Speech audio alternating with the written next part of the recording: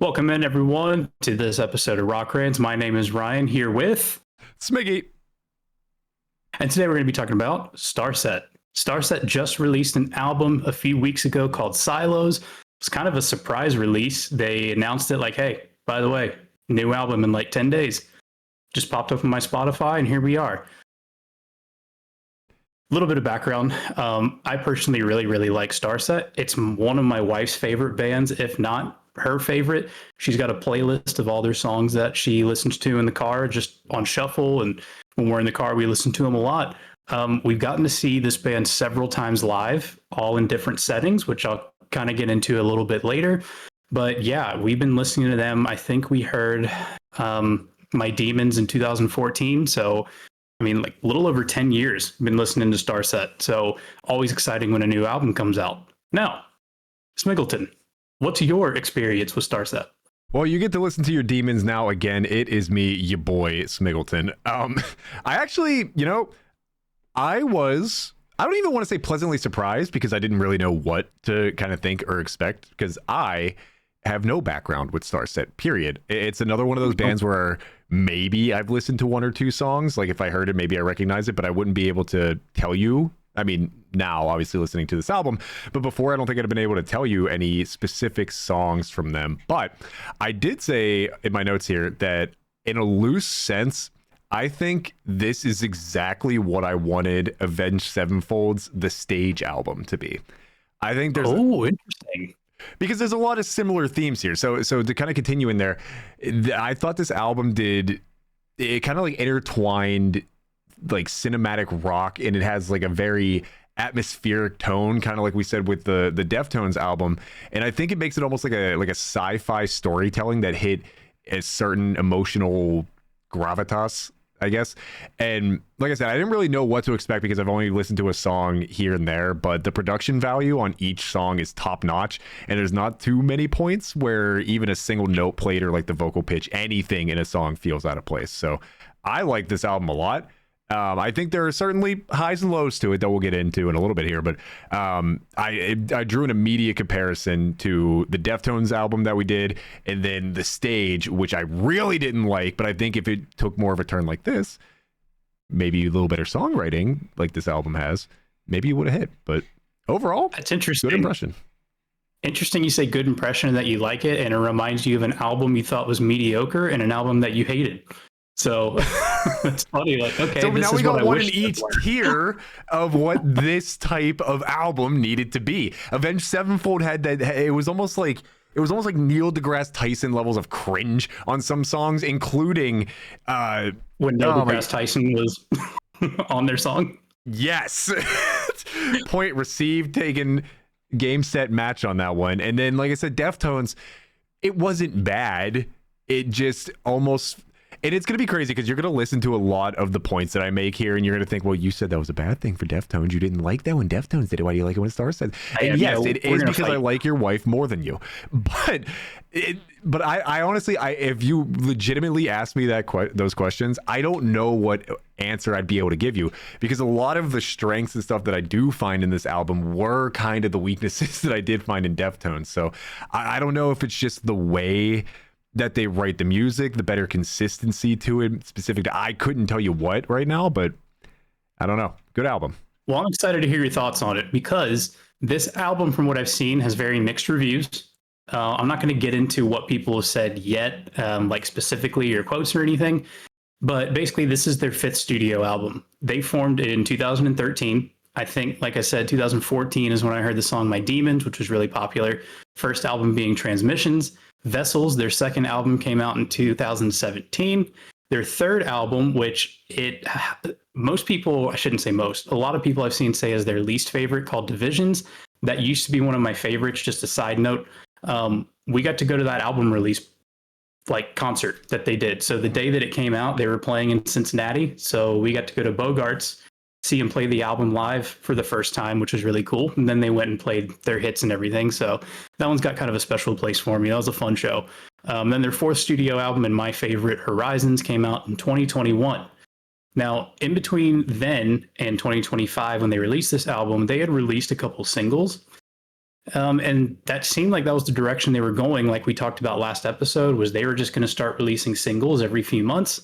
And that's what he had mentioned, is releasing singles just every few months, putting it together as an EP, and done. Then they'll move on to their fifth album. However, from just the things I've seen online, fans complained he decided to write 3 more songs for the album and put those little interlude instrumentals in between, because I'm sure you noticed how many there were, and then ended up releasing it as a full album. Some people said they liked that he did that. Others were like, no, it feels rushed and everything else. So with this being one that got pretty mixed reviews, I was curious, with this being your first experience, what you thought. And that's pretty cool that so far it sounds like it was a positive experience for you. It'll be interesting for you to maybe go back and listen to some of their old albums and see if they hold up to this one for you, or I don't know, you might find them a disappointment since they were so new. Yeah, so I just found this guy sitting on my desk. Audio listeners, just a little cheeseburger guy. He has a little smile, but that's kind of like what I felt like with this whole album. It didn't elicit any like crazy strong emotions. It's just like this good album, man. Like, but I do think it's interesting that you brought up a point that I was also going to bring up, in that a lot of this album was originally just singles, whether or not they were supposed to be part of the album or a album in the first place. It sounds like not part of an EP, whatever. But it's a theme that we've talked about a little bit over the last few weeks, because we obviously need to understand that in this day and age, a lot of songs are just kind of thrown on a playlist and you listen to them on shuffle, and the overall storytelling of an album doesn't necessarily come into play as often as it used to when you have to go to like the mall and like FYE to buy your parental advisory ludicrous albums when you're 10 years old. But I think since we're reviewing the album as a whole, we kind of have to take a look at how the compositions meld together, good, bad, and different. So does this positively or negatively impact the album? Because I think it could be the reason. One of my small gripes with this album is it does kind of fall into that pattern that we've seen so many times recently, where a few songs, in this album's case, in the middle, just kind of mesh together. It's not quite as bad as like, where does this song begin, where's the next one begin, so on, like that. But I think a lot of these songs do take on a relatively similar tone in the middle of the album, so that could be the reason. Because if you're just releasing singles, maybe you stay a bit more in one lane, thinking that you're not telling that grander story. And then another part that I want to add to that, so the first question is, do you, Ryan, Mr. Podcaster Man, think that it positively or negatively impacted the album? And also the interludes you brought up, which I also thought was an interesting choice, because if you look at the album, it's only like 57 minutes long or something. It's a touch under an hour, but it has, I think, 16 songs to it, and that's because there's so many interludes. So yeah, would you have liked to see more variety rather than just a handful of interludes? Like, keep 16 tracks, but make those interludes maybe something more, something different? Or do you think it would have been better?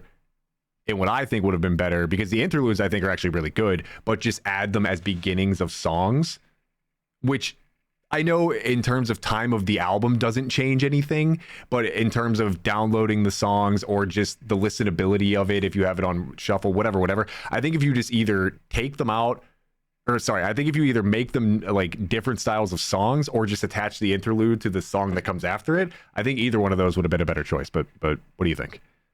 You know, you claimed, or you'd never listened to Deftones. You claimed they were average, but you hit the nail on the head when you were describing them. I think you did the same thing with Starset, where you're talking about, what if they put them at the beginning of songs? Does it affect the overall story? Because just to tell you a little bit, there are some Starset fans out there that are, how do I say this? You get every fan base that have people who are really, really involved. Starset your wife will listen to this. Keep in mind. So Starset has a story behind them. I don't know that story. All right. So I'm just going to put that out there. I know a little bit. Basically, there are messages from space and futuristic concepts and this group, the Starset Society. I'm pretty sure that they call their shows demonstrations, maybe, one of those things where there's an overall grand story. Their albums are telling stories. They have 2 books out. I'm pretty sure they have a graphic novel. So if you want to like dive deep into the lore of Starset, you have that option to do so. or you can just listen to the music like I do. And it's not for like lack of interest or anything like that. I do plan on reading the books one day, just haven't gotten around to it now. Point being, they have these interludes that we're discussing on other albums as well, but they attach them to the end of the songs that lead into the next one. So they have their song, there's like an interlude at the end, and then it goes into the next one, which I think lets you, if you don't want to sit there and listen to a minute and a half of electronic music or strings or whatever, it lets you just go ahead and skip to the next song. I think they should have done that again. Just my opinion. I like that they did that when they were attached to the end of songs. And to your other question of should they have kept what they were doing before? Yeah, I think so. Just a quick little story. We've gotten to see these guys several times live. One of the shows we went to was an acoustic show. So they only sell like 200 tickets or something. It's really small. They do a Q&A. It was cool. That's where I got this album signed. So behind me is their album Horizons. So we were able to get that signed by them. Anyway, one of the questions was, you guys are putting out all these singles. Is it going to lead into an album? At that show, he told us no. He's like, we're going to collect all of these singles. Maybe there's going to be 1, 2 more, however many. We're going to put it into an EP that has, 6 songs or whatever it might be. And then after that, we'll get back into telling our story. We'll come out with an album next after that. And like I mentioned before, apparently fans weren't happy. So he was trying to please the fans, put out more songs than he said. He recorded them as fast as possible without sacrificing quality, put it together into silos, and this is the album that we got. So kudos to him for trying to make people happy, but probably should have stuck with the original plan and then taking your time on the next album. Maybe don't lie to your fans. No, obviously that decision can change at any point, but I wonder, even to the idea, and this is nitpicking for sure, but you said like maybe put them at the end, which I think is a very valid idea because it's a lot easier to just skip the end of a song rather than fast forward the beginning of a song. I hate it. But then I go back to that idea of if you're just downloading individual songs, you don't get that beginning, and if the point is to make it part of the song, I don't know. Like I said, that's nitpicking. I don't think I need to be that critical of it, but I do think that one way or another, attach it to another song, or if you're going to make it its own individual thing, make it a full song. I don't know what the answer is there. Like I said, I almost had to kind of look for things to be mad about with this one. There's things that I'm like mildly frustrated about. Like I said, it does kind of just blend together. Like, let's see here. Let me actually just go to part of. Let's get the bad out of the way because I feel like there's a lot of good to talk about with this. So, okay, yeah, we can start with the bad. So Silos overall gives you this older, familiar sound like Skillet or Breaking Benjamin even, that also kind of shoots you forward into like this future of music where they do sound more like Sleep Token a little bit. These are semi-loose comparisons before it's wipe that fucking scowl off your face. No, I've never seen. Well, hold on. No, this is perfect because I am a new Starset fan, and it feels as though I will not have much longer on this earth to be a Starset fan if I continue the train of thought that I was on. So when I say that they give older, real quick, I'm going to interrupt you for a second. The only reason I was making that face, I think it's funny because you claim not to know about these bands, but they've done a song with Breaking Benjamin before. Bro, continue. I'm just a music whisperer. I thought you were about to like put my head on a stage. I thought you were upset.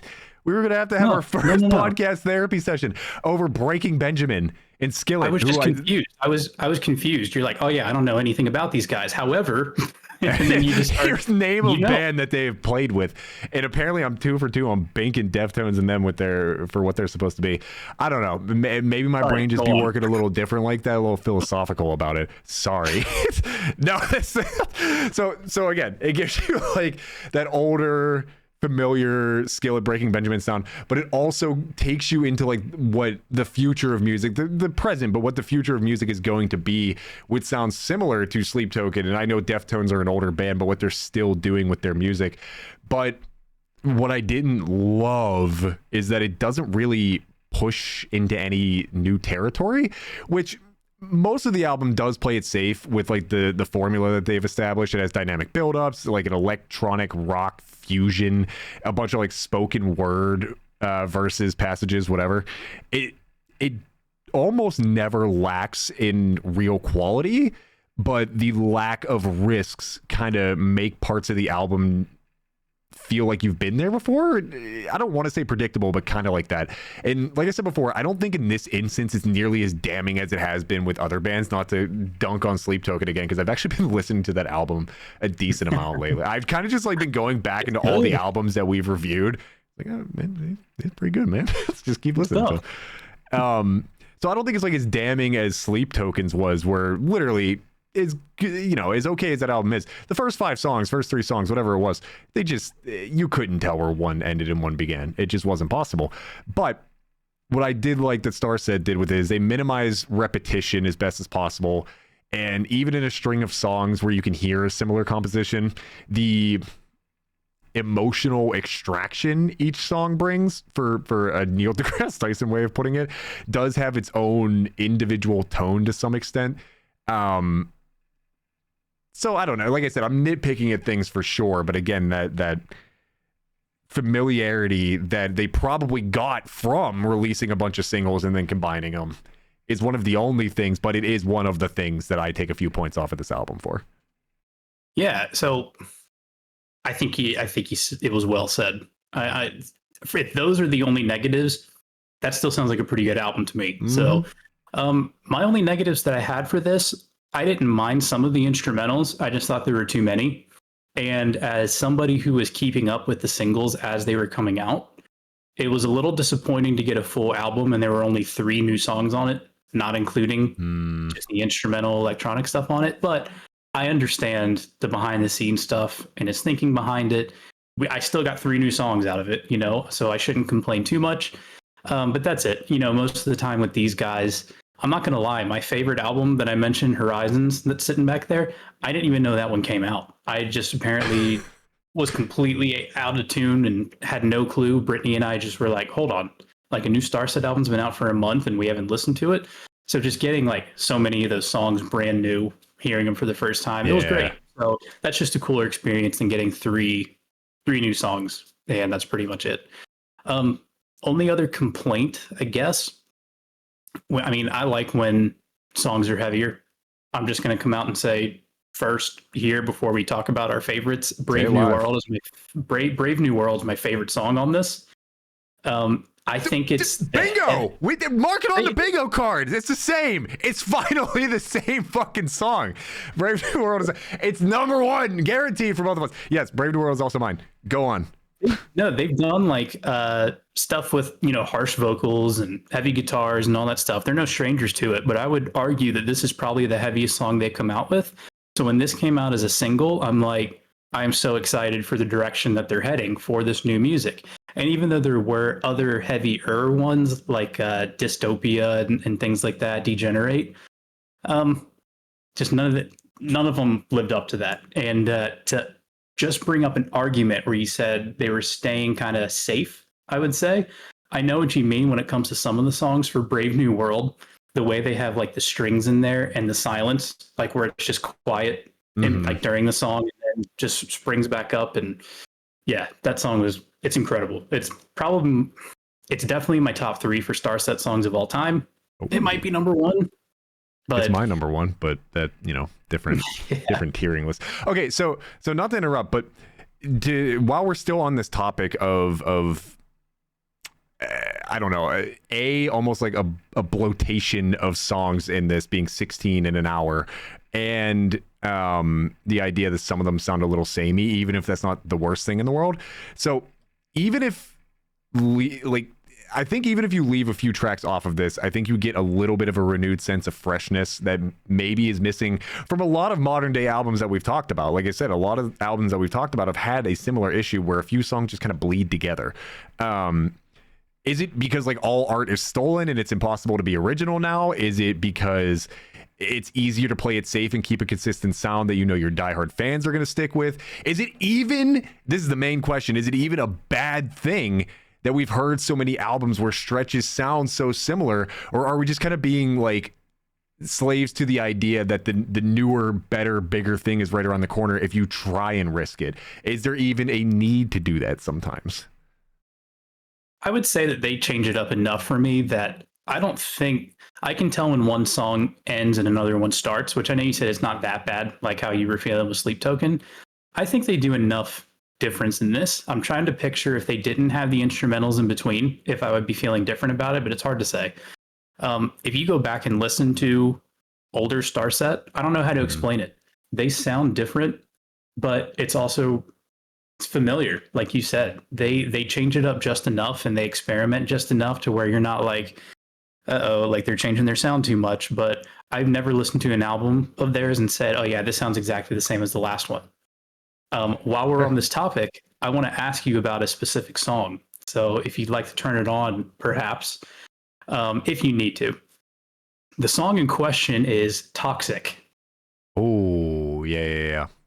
And I was wondering, and even if your answer is no, did that stand out to you in any way?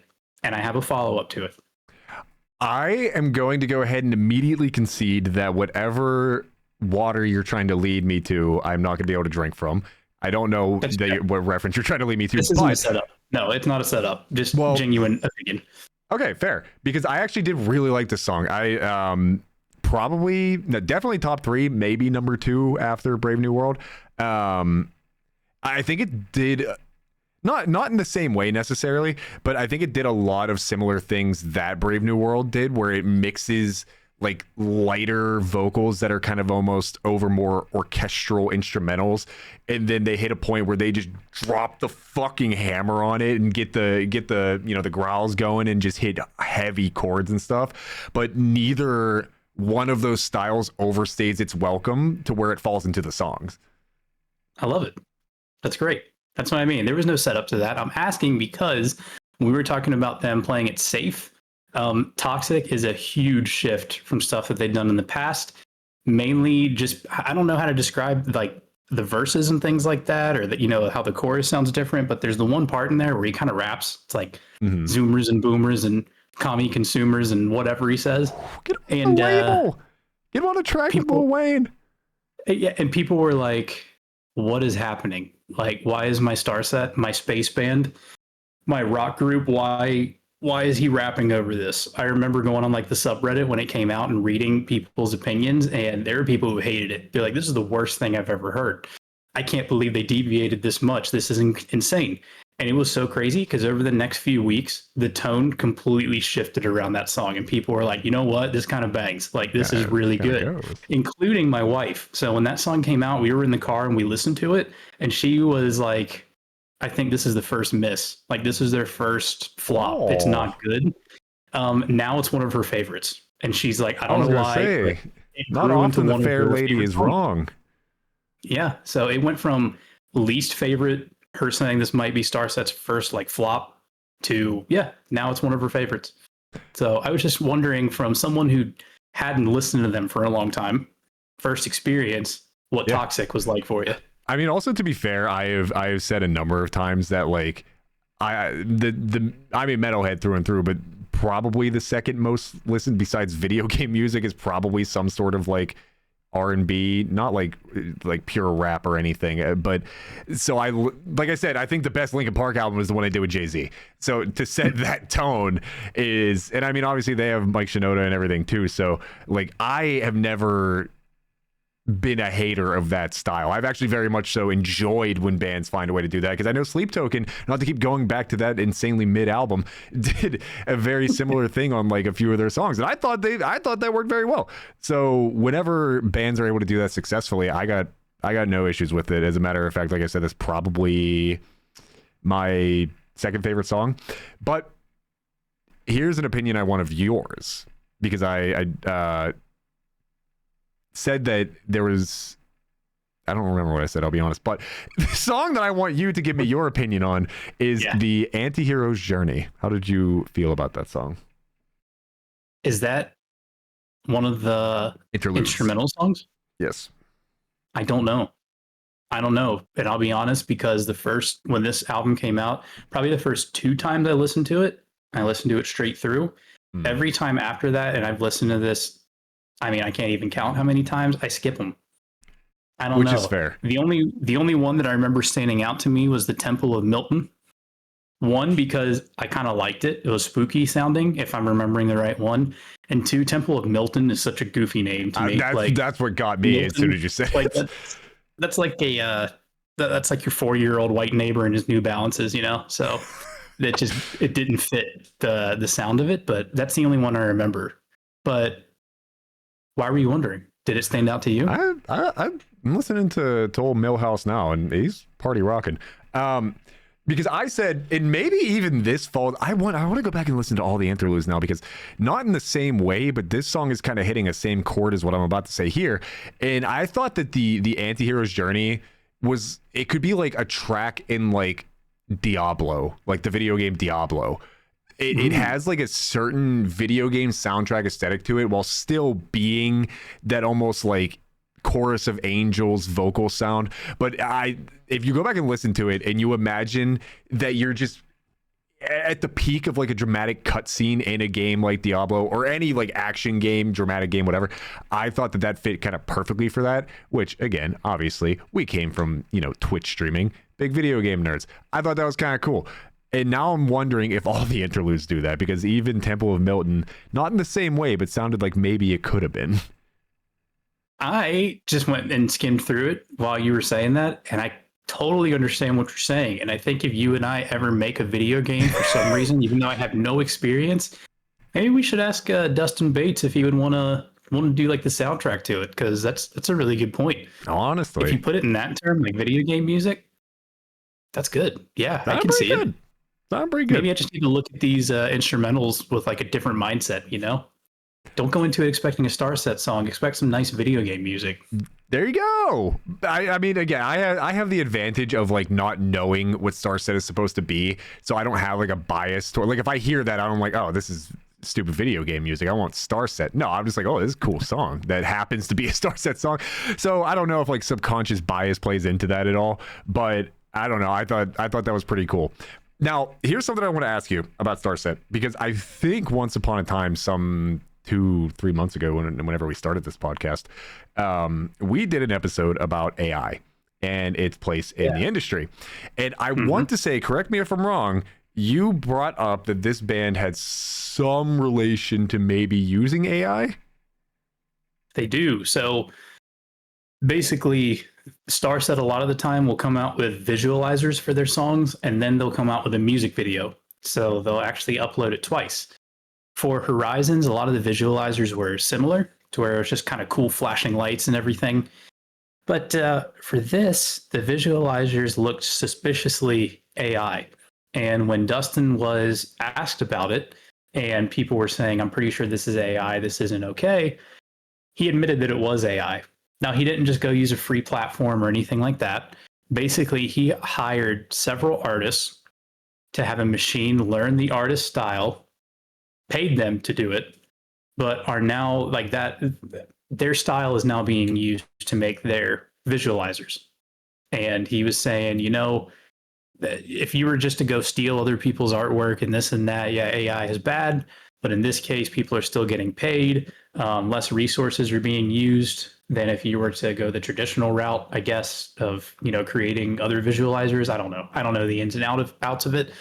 But yeah, he basically was like, we're going to use AI for our visualizers, music videos. Those are still done the normal, traditional way. I'm unsure how to feel about it. I'm not sure. I'll give my thoughts after yours. So I think it's interesting, because I do wonder, and this is an answer I know we don't have, but when you say that those people got paid, but then they're also just training the machines on their style so that they can produce more with that style, are they getting paid in perpetuity? Do they have royalties to this? Do they keep getting paid? Or did you pay them in short term to fuck them long term? Because then that becomes a massive problem for all the reasons that we stated some 3 months ago.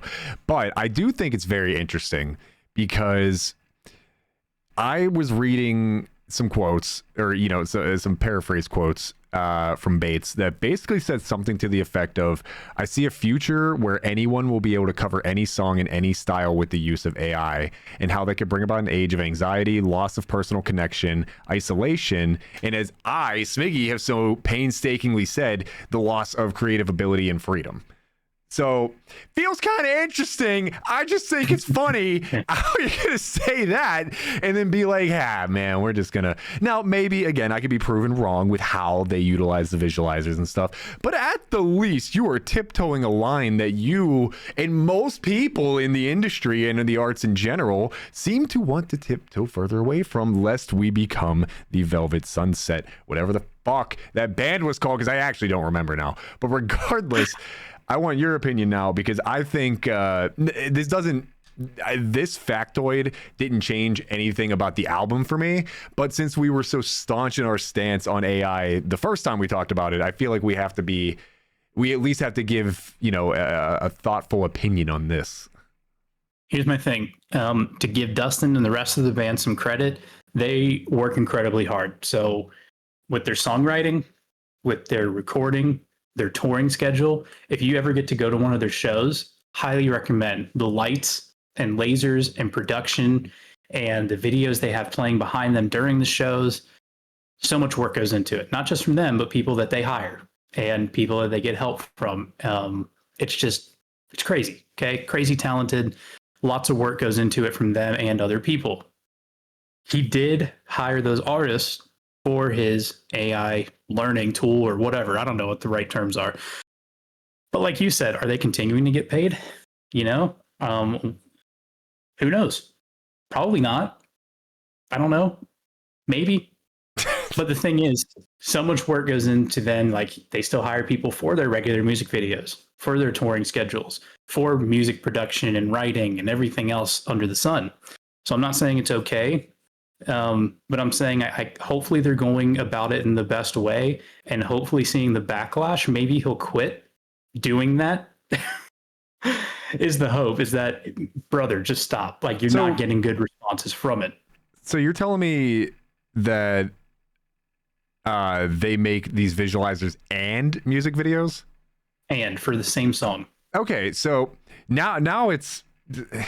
Man, doesn't that bring about an own confusing little notch in the belt here for AI? Like, is he just trying to use this new tool, trying to utilize what it can do, but they're still doing things the other way? Right, because then you're still doing the purpose of the music video, which is, so should you be expected to do the normal music video, pay everybody the way you would, yada, yada, yada, and then have this experimental idea and have to do it all over again for the same song? Is that monetarily feasible for a band? Probably, if you're a big band, who knows? But it does make it a more interesting conversation that I think if you were to hold a metaphorical gun to my head that just shot out a little white flag that said bang, because that's all YouTube would allow us to say probably, then I would probably say you still have more of an obligation to go about it the kosher way, so to speak. But again, we admittedly don't have all the answers to how the people remain employed or not, or paid or not, or credited or not, as these visualizers continue to be trained. So if they might already be doing it the quote unquote correct way, but I don't know. Like I said, it's it at least causes conversations like this. So I think I would be willing to back that idea of giving them the benefit of the doubt, but you would hope that it doesn't lead down a darker path of, temptation to continue to use it in ways that are not so good. Well, I'll say this, it's not pushing a line so much that I'm going to quit listening to them, because it sounds like you said, they're still doing things the correct way, and they're not necessarily taking jobs away from like the music video people who make the music video and everything else. Maybe this is just an experiment, I don't know, but I will tell you, it kind of leaves a little bit of a sour taste in my mouth anytime a band admits to using AI like that, because I'm worried that what if they end up using it for their music? And you might never know, because I've heard AI songs before. I mean, half the people didn't know the Velvet Sundown. I wouldn't have known that they were an AI band. I don't think they would do something like that. I don't think they would. My hope is that they wouldn't. But then there's other bands like that band Islander that I've mentioned several times. They admitted that their newest album, the album cover, was AI generated. They didn't tell anyone until after. Like, I think when people started to question it. The And other thing that's is the they part that fired makes their, you think is why, if you're not so willing to say it up front, why? Which I know, like the immediate fear of backlash of using any AI, but if you don't have anything to hide, why aren't you just telling people? I just want a disclaimer. I don't think Islander is doing this, but they got their drummer either quit or got fired like 3 years ago, and I don't think they've announced a new drummer. They play live shows, so they obviously have someone filling in. But for this new album, I don't even know who's credited as like being their drummer. And no, I Is their don't think drummer that they're AI? using. I don't think they're using an AI drummer. I'm Oh just going my to come out God, and their say that drummer's AI. I don't have a physical copy of the album to Ryan of the actually check Rock the. Rants podcast thinks that their No, no, drummer no, no, is no, AI. no, no, no. I don't have the physical copy to actually see who it is, but my point is that's my worry is like, you know what? It'll really be easier if we record the rest of it and then have AI like do this part or whatever it might be. So again, I don't think Islander or Starset's doing that. I just think this is a little bit of a slippery slope when it comes to using AI in music. But I don't think what Starset is doing is like a deal breaker where I'm like, you know what, I'm never listening to them again. I think if anything, with all of this AI use in music, I think live performances are going to be bigger than they even are right now. Yeah. Because when you're seeing with your own eyes, like even a smaller band up there with their instruments playing, you know all of that is 100% real. You know what I mean? That could go for music and like physical art. So I don't know. There We'll will see. always be I the could be wrong. diehards. I kind of just want to see, like, if we're gonna use AI, just have like real band members, but they're just holding like Muppets up by the by the instruments, and it's just all AI playing it anyway. But you got the little Muppets up on stage, almost like gorillas, but instead of Yeah. cartoons, they're Muppets. So I guess nothing like gorillas. Moving on to the good points of this album, because we already mentioned more than a few for sure. We've intertwined it in there, but what I thought was, I thought this album overall very good. Nothing like the Gorillaz. I thought the album weaved together like like a fabric that was a that combines like fiction, like speculative fiction and emotional introspection. There's like, the concept is strong. You explore things like isolation, technological control, to go back to that AI thing, and like a disconnection, which again is why it's so crazy that we even have to have this AI talk in the first place. And then also just general themes that kind of make you go, with everything that's going on in the world. Dustin Bates, though, delivers insanely good vocals that have a blend of vulnerability, intensity, and it gives the album a feeling that you could just tell it was created from a very personal set of emotions. We talk a lot about, usually from the pain and anger side, can you tell when an artist is putting their true feelings into it? And I think with this one, you definitely can. Yeah, and you know what's crazy about Starset is they do lead into the sci-fi, spacey kind of thing, but they do have a lot of emotions in their songs. I don't know Dustin on a personal level, obviously, and I haven't like looked into a ton of interviews. Even a couple songs in this album, and pretty much there's probably at least one on every other album. It sounds like the guy went through some severe heartbreak in the past.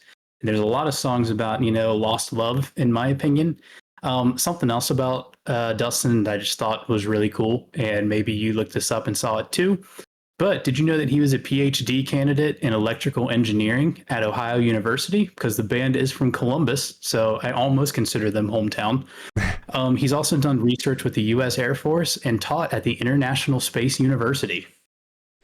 So I did see the engineering thing, and I tried to like formulate a question I didn't end up being able to find the words for this, but the idea of it was basically like, it's such a basic bitch A1 question, which is also why I took it off. But it was like, do you think being engineer make better music?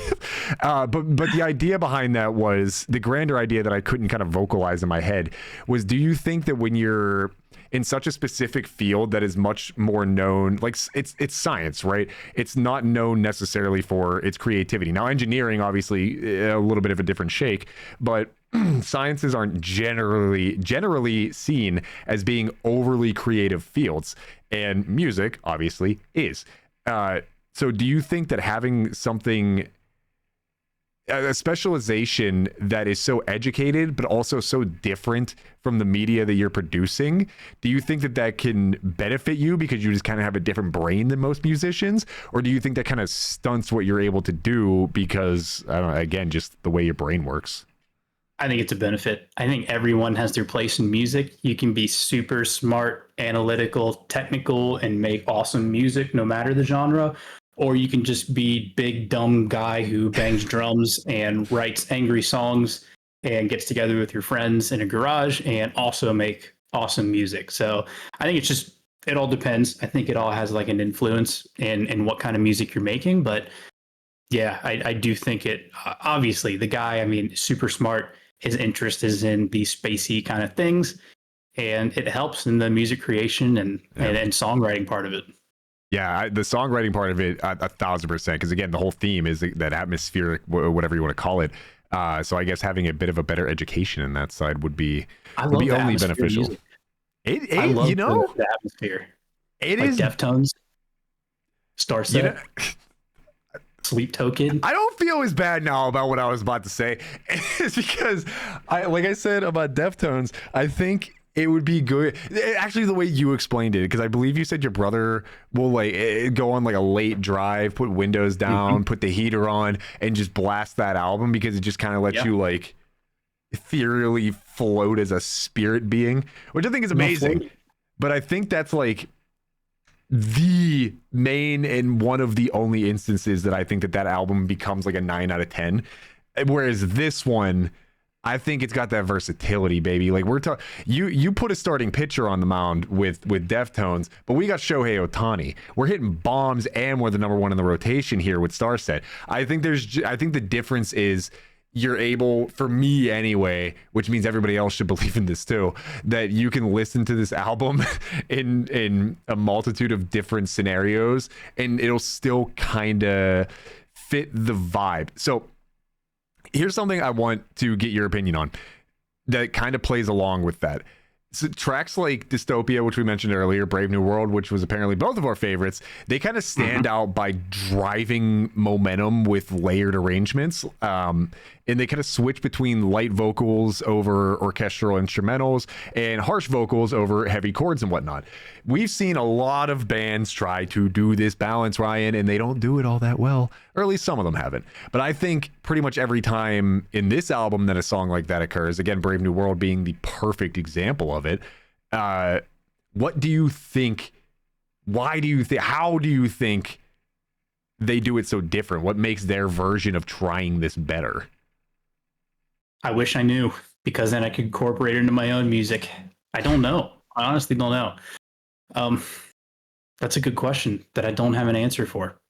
I just think whatever they're doing, because I don't think they're following a formula. I don't think every song off every album sounds the same, but something's figured out where they got the balance right. It's like you can turn this on for someone who maybe isn't a rock or metal fan and they can enjoy something from it. But also, if you already do like the genre, there's also something you like from it, but I don't know what it is. That's what, which again, I know we keep going back and forth. I don't even know if it's a bit anymore at this point about the Tone Defs thing. Sorry, Deftones thing. But I think that's what's killing me so much is I can't remember if I said this before we started recording or at the beginning of the podcast. It feels like a millennium has gone by since we started 43 minutes ago.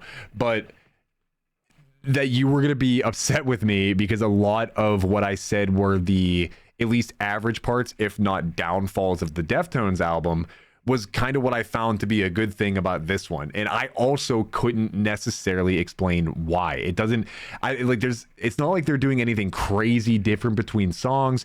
It's not like the way that they're mixing things up was that different from Deftones. Go on, because I'm just going to keep rambling. No, I had a brain blast. Part of the thing that I think it is, I think that Starset is good at writing catchy hooks, which separates them from, I mean, Deftones has a few in my opinion, but that's definitely not what they're known for.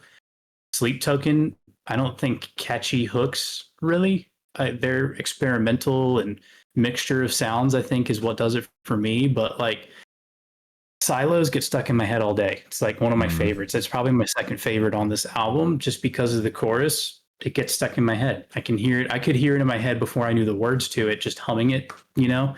I remember Sway. Sway was not one of my favorites from there, but it was stuck in my head all day.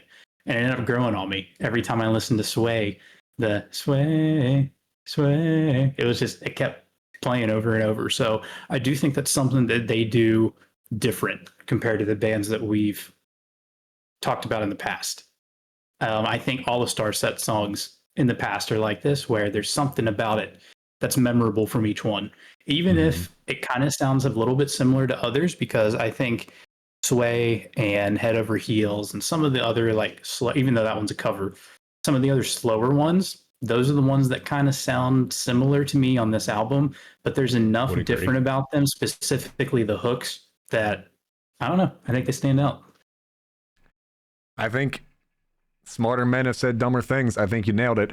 So have we gone over the critic reviews yet? Not yet. You want to get to that? Do you want to hear some? Yeah. Okay.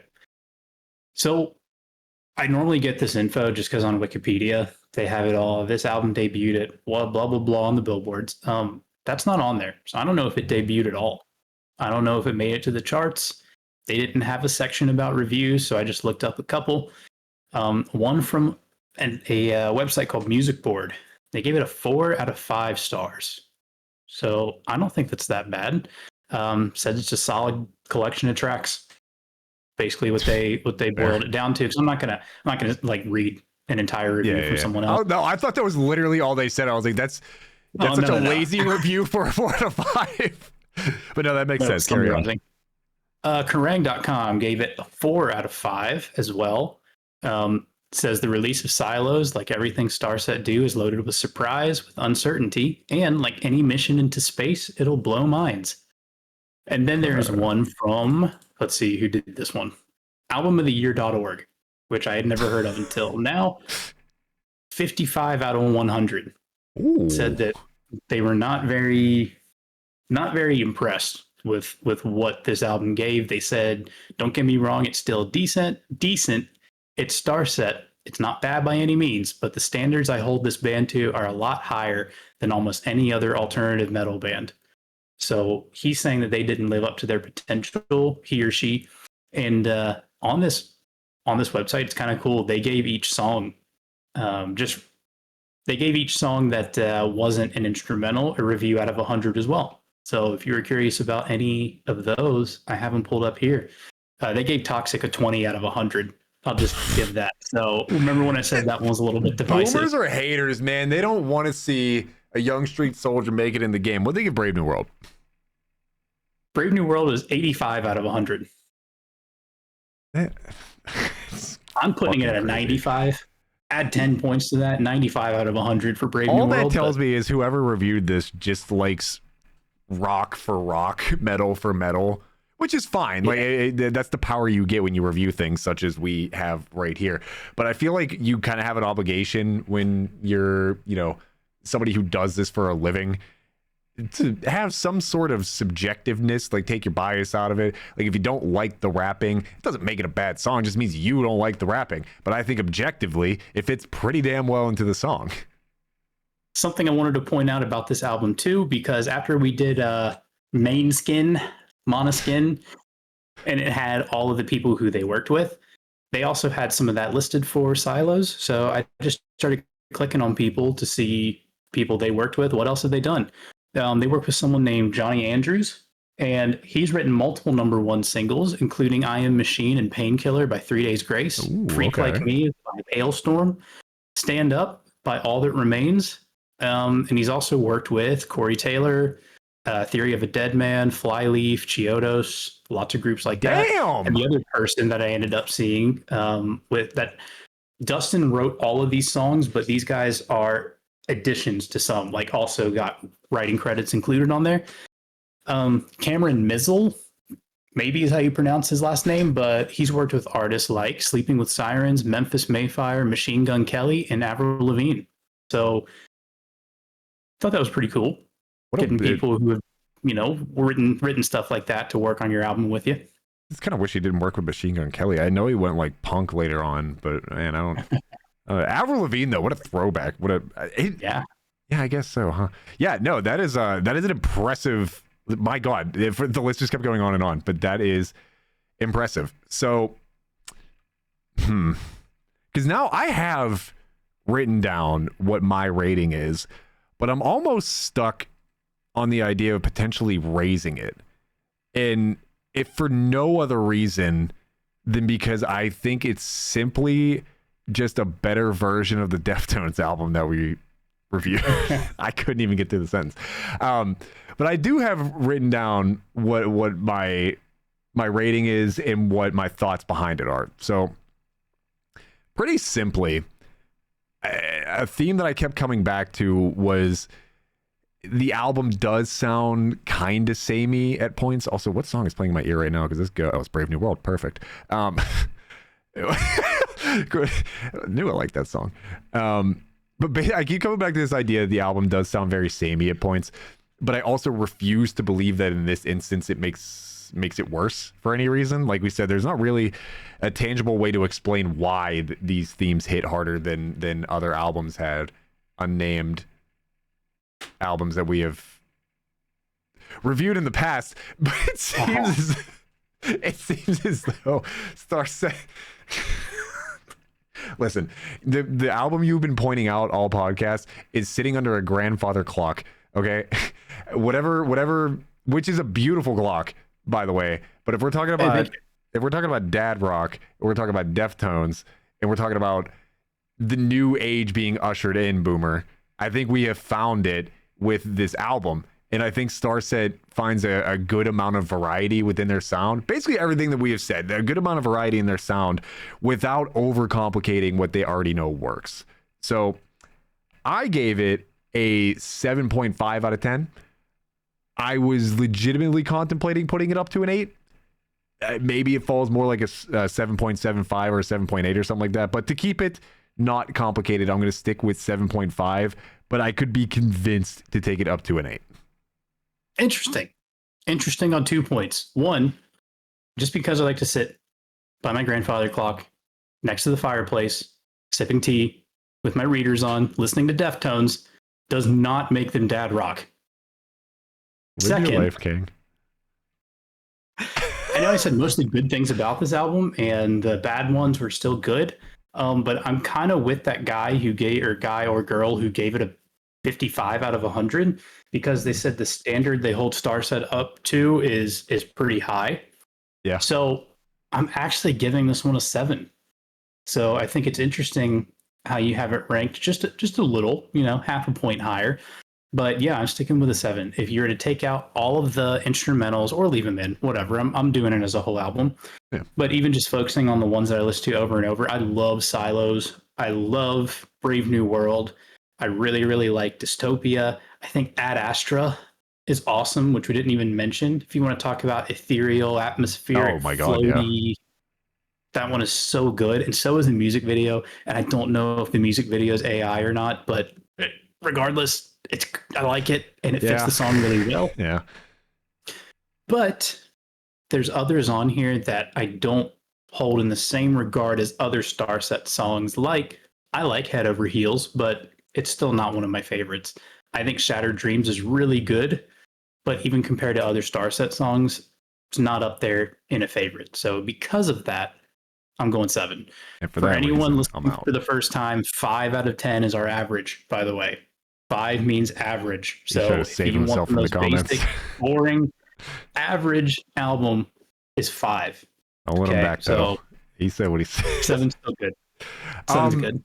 It does bring up like another interesting point, though, because once upon a time, we did try to kind of do a video game podcast that we did, I think, 1 episode of that never got posted anywhere. Don't think we have the recording anywhere anymore either. But the premise of that, didn't really work out. The premise, it could have. We just didn't let it. But basically, the premise of that was also review. Like, we would pick. I believe we did that. Like, Saul was a part of that, right? Or was that just us? Yeah. Yeah. Okay. So Saul was a part of that too, our guest from last week. And the premise of it was we would pick a game that one of us hasn't played before. And the episode that we did, we made Ryan play a Pokemon game. And the idea was to kind of get this fresh-eyed view at a game that the other two had played a lot of. And just kind of see, does the game hold up? Does an older game still hold up? What does somebody with fresh eyes on a franchise like Pokemon, what do you see that maybe we have an unconscious bias towards because we've been playing the games for 26 years or whatever it is at this point. But that brings me to the point for this album is because you mentioned things like the standard that Starset are held to, maybe this doesn't reach that. So maybe in the world of Starset, this isn't a 7.5. I know 7 and 7.5 are essentially the same thing, but maybe in the world of Starset, they're not a 7.5. Maybe in the world of metal as a whole, rock as a whole, maybe they are. But I do wonder how much this idea has played into bias for both of us over the last few weeks specifically, and why I like the formats that we've kind of been doing recently, where we're picking a lot of albums that one person has listened to and the other person really hasn't.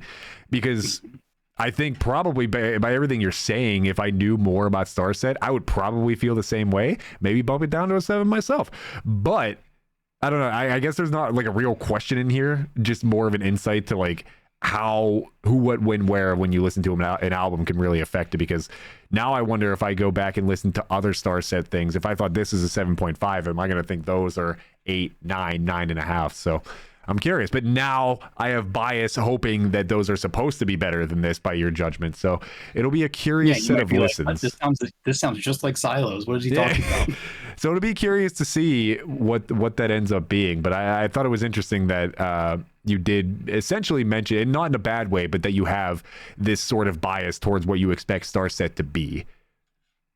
Yeah, and the fact that they maybe didn't completely meet it, the fact that it's still a 7, still good. They still make good songs. Just, yeah, not my favorite in the Starset catalog, aside from like the 3 or 4 that I named. But yeah, overall, I'll still take it. If you do go back and listen to any, I mean, we don't have to do an episode on it, of course, but just message me what you think if you end up listening to any of their older songs, because yeah, I'd be curious to know.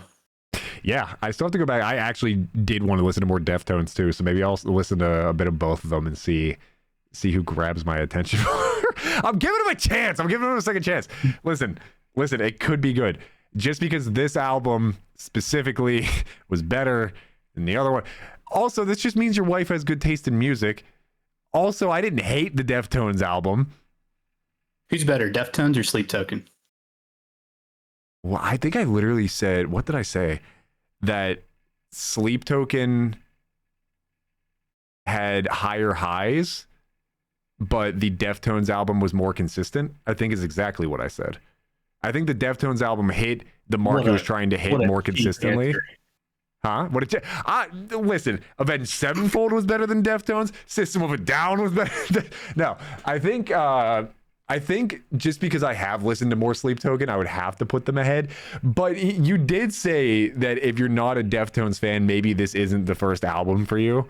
So who knows? Maybe going back and listening, because I think this is also, and maybe if I go and listen, I'm going to give them both a chance. I didn't think Deftones is bad. I just thought this is a little better. I can't wait for you to listen to more Deftones and to say how absolute garbage it is. Listen, to be fair, my favorite band, you at one point said that my least favorite album was your favorite album. And then you called them cringe. Because they were. Because they were. But I'm just saying. Not my fault they wore fedoras. Oh, they did. But I'm saying hurt people. Hurt people. To close the show, I don't know what album we're doing next, but I'll read you guys our list of what we have for ideas, and then yeah, we'll go from there. We got Killswitch Engage, Architects, Memphis Mayfire, Spirit Box, Skillet. There's a reason for that one. Bloody Wood, Attack, Chevelle, 3 Days Grace, Bless the Fall, Mana. How did Saul say that? That was his Mana with accents. Yeah. All That Remains, Dance Gavin Dance, and I didn't even see this when I read the list, Best of One Hit Wonders. Which was a Saul idea, I believe. It was either That Cell would be fun. or Brandon's idea, either way. But yeah, just pick like a bunch of one hitters that we can go after. Yeah, I don't know. The next week will be a surprise too. Although I think we ended up saying that this was going to be this week, but we'll figure out one of those. Maybe not this week, but maybe the week after we do Spirit Box. So I actually just have to sit down and listen to a fucking Spirit Box album, so I could actually just enjoy it. Like I know I will. I can't wait to start that episode, and you're like, it was really, really good. It's like, Listen to the first you didn't listen song. to it, did I you? listened to the first song. It was good. The first song is good. So yeah, we'll figure out what album we're doing next week, but it'll be one off of that list probably. But other than that, yeah, so a 7 and a 7.5, and like you said, the 7 was shooting for the moon and falling amongst the star sets. So a 7 in that occasion is still insanely good. A 7.5 for somebody who has never listened to the band before, really. Good album, good. I don't know. I think it works as a full album. I think it's a little bloated, but I think if you just wanted to sit down and listen straight through it, it's an experience that you could do if you just wanted to download a couple of your favorite songs, because it was originally created as a bunch of individual singles in the first place. So that's kind of the way maybe you're intended to listen to it. But no matter how you choose to experience this album, we thank you for choosing to experience your music reviews with the Rock Rants podcast, starring Smiggy and Ryan. Thank you all for rocking with us. Love you all. And we'll see you next time. Bye.